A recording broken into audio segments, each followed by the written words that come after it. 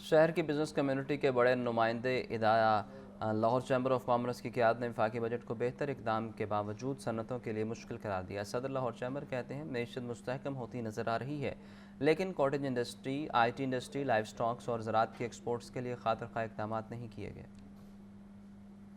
Lahore chamber of commerce میں وفاقی budget تقریر سننے کا خصوصی اہتمام کیا گیا۔ وزیر خزانہ کی بجٹ تقریر کے بعد پریس کانفرنس میں صدر لاہور چیمبر میاں ابو سر شاد نے کہا، دفاع کا بجٹ بڑھانا ضروری تھا۔ آن لائن بزنس کو ٹیکس نیٹ میں لانا، پراپرٹی کو ریلیف اور تنخواہ دار طبقے کو ٹیکس میں ریلیف اچھا اقدام ہے۔ سابق صدر ایف پی سی سی آئی میاں انجم نثار نے کہا کہ اس بجٹ میں کوئی واضح ڈائریکشن نہیں دی گئی کہ بزنس کس طرف کرنا ہے۔ آئی ٹی کا شعبہ ترقی کر رہا تھا، لیکن انٹرنیٹ کی سپیڈ کم کر دی گئی۔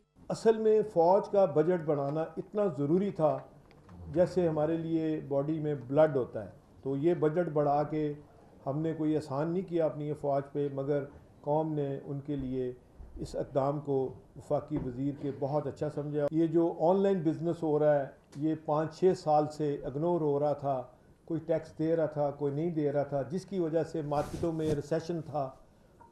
بہترین کام کیا ہے حکومت نے کہ ان کو بھی ٹیکس نیٹ میں لائے ہیں، یہ بہت اچھا کام ہے۔ اس بجٹ میں کوئی ایسی ڈائریکشن نہیں دی گئی اور یہ نہ نظر آ رہا ہے کہ انڈسٹری کو کوئی انسینٹو ملا ہے، نہ کوئی چیز ایسی نظر آ رہی ہے کہ زراعت کو بہتر کرنے کے لیے کوئی بھرپور کوئی فنڈز رکھے گئے ہیں۔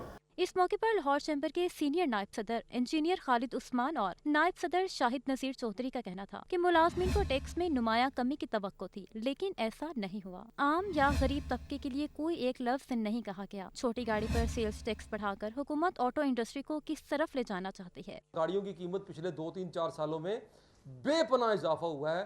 آپ نے وہاں پر بھی 6% کی جو سیل ٹیکس ہے وہ اس میں بڑھا کر، مجھے اس میں کوئی ڈائریکشن نظر نہیں آتی کہ ہم آٹو موبائل انڈسٹری کو کس طرف لے کے جانا چاہتے ہیں۔